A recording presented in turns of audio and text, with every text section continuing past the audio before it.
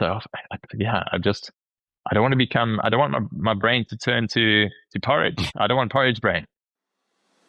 Welcome to King Moves. In chess, the king moves one step at a time, but that single move can change everything. Each week, we explore mindset shifts and simple actions that could lead to the next breakthrough in your business and life. I'm your co-host, Ethan King, from Atlanta, Georgia, USA. Entrepreneur, TEDx speaker, and best-selling author of Wealth Beyond Money. And I'm your co-host, Justin King, no relation to Ethan, from Cape Town, South Africa. Entrepreneur, speaker, and business growth strategist. Our journey crosses continents and cultures as we think out loud, challenge assumptions, and uncover the small moves that create big momentum. Welcome to King Moves. Let's start the conversation. All right, Ethan, I have a question.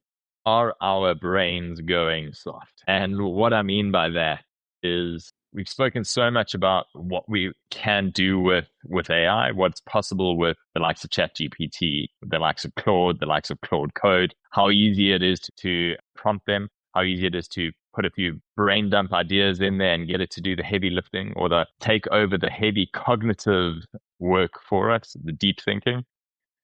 But when do we ever sit and do that deep thinking ourselves anymore? And I'm worried about it. I'm worried about it. It's become way too easy to just put a few bullet points down and say, create a coherent paragraph for me around this topic. And it's there without really having to do any heavy lifting or deep thought, sitting with it, wrestling with an idea in your mind. So have we reached the stage right now where we need to be crafting or creating time in our calendars to do heavy thinking or deep thinking, to do some of that heavy cognitive work? Because if our laptop or our phone is within arm's reach, it's almost just a reaction now to be like, I don't feel like doing this, because we sometimes hide behind efficiency. It's more efficient to get the LLM to do this for me, which I get. But at the same time, I don't know, when is there a net loss because we're not doing more of it ourselves? Yeah. Interestingly, I had a business coach once that he made me put thinking time on my calendar. Block out time to just sit and think. No devices. You could have a pen and paper, but no electronic devices, no internet, just you and your mind. And that was really powerful. We get so caught up in things. It's hard to do at first, but thinking is really where you excel to the next level. Like, our minds are so powerful, and I would argue more powerful than AI, because AI, all it's really doing is looking at the past and regurgitating things. It doesn't have imagination and ingenuity, and it doesn't have the creativity that we do as humans to naturally put two things together and let two ideas germinate with that seem like unrelated. So things like that, like sitting in with your thoughts, and I'm glad you brought this up, because I need to get back to that. I stopped doing it. I need to go put that time back on my calendar and actually just sit and think. Now, it's great when I'm running or something. I get that time to like just be in my head a little bit sometimes. But I'm also usually like listening to something, so that's infiltrating my thoughts. But just having that quiet time is super important.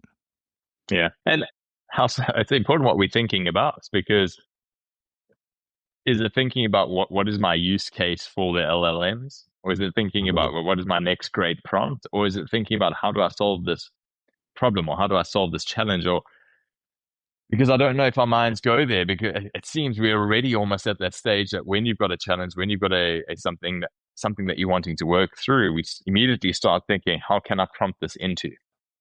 Rather than us actually wrestling with it.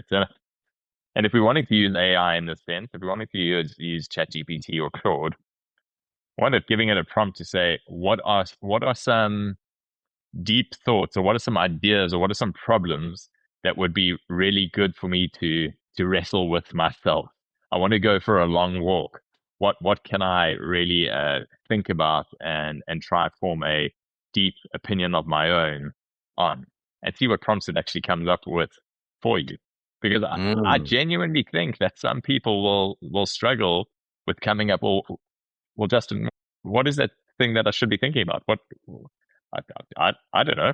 I mean, we've got a lot of entrepreneurs and founders and business owners that listen to this. So they will always be wrestling with something. There will always be something on their mind. But for a lot of other people, I don't know if we've always got something top of mind that we feel we need to form an opinion on. Yeah, or it's buried in there and it's hard for us to pull Yeah, it out.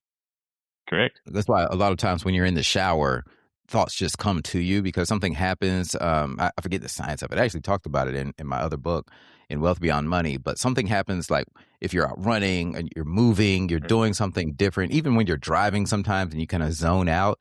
And then these amazing ideas hit you, these thoughts hit you.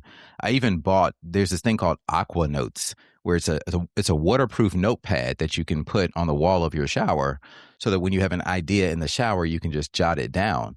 And that's been great because some of the best ideas come to me. And then after, you dry off and get back to your device, you can go look it up and deep dive on it. But yeah, Aqua Notes are great. And yeah, I like that idea. So you're saying start with a prompt in AI and say, Yeah, I would say something like, hey, based on what you know about me, what should I think about? I'm blocking out some thinking time on my calendar. I want to think yeah, deeply with no devices. Based on what you know about me, give me some thought prompts for my walk yeah. that I'm about to go on or something. And I think the reason it might be quite useful to prompt, it's so bizarre that I'll be saying prompt, tell me what I should think about. I'm wrapping my head around that. But the reason I think it will work is because based on what it knows about you, it will also know what keeps you curious enough to on that walk for 45 minutes, just sit with that idea and be like, that's interesting. Yeah, I wonder what is that all about and how does that work? And. So Yeah. I think that would be really good. I mean, on the same note, we should also be challenging ourselves to, instead of just defaulting to Waze or Google Maps, it's look at a map prior to leaving the house, perhaps. Like go old school. When I say look at a map, you don't have to take out a book, but look at your phone, bring up maps, plot your route, understand where you're wanting to go, and then say, right, I'm not switching that on in the car now. I'm just going to drive. Let let your mind, your brain do some of the work. I think there's a net loss that, again, we just drive blind so often. I moved into a new home in November last year, as an example, and was Google Maps and Waze has been instrumental in figuring out what is the best way, depending on where I am in the city in Cape Town, what the best way to get to that place or back to my house, because otherwise I would just default to the old routes. And I suddenly started thinking about it last week. I've driven one of the routes about 10 times. I know it, but I'm still so lazy. I start maps in the car to take me on a route that I know. And I was like, no, Justin, there's something wrong here that you're doing that. How lazy has your brain become that you're wanting to do that each and every time? So I think I'm going to start challenging myself to do a little bit more of the heavy lifting, the cognitive heavy lifting of, yeah, not handing everything over to the LLMs or to ChatGPT and to Claude or to Maps, but doing some of it myself. It would be comparable, as an example, to looking at the bill, every single bill that we get at a restaurant, and taking out the calculator every single time, even when it's basic math that you can apply. What is Mm-hmm. 10% of in order to apply a tip for the waiter, as an example, or 15%, 20%, whatever you want it to be. So, yeah, I don't want to I don't want my brain to turn to porridge. I don't want porridge brain. Yeah. You got to exercise the Yeah. brain. I will say one thing, though, in defense, because I do the same thing with navigation in the car. But the reason I do it is because traffic is so Traffic. bad that Yeah. I need to see what's the best route today that I need to Yeah. take. And it could Yeah. change in the middle of your route. If it could reroute you. So that's one argument for doing it. But I like what you're saying. And I do remember the days of maps where you just knew it and you use your brain to get places. And sometimes I will, when I get in the car, I'll put in the address where I'm going and see which route it's saying, how it's going to navigate Yeah. traffic. And then I'll turn it off and I'll just use my brain to go that route.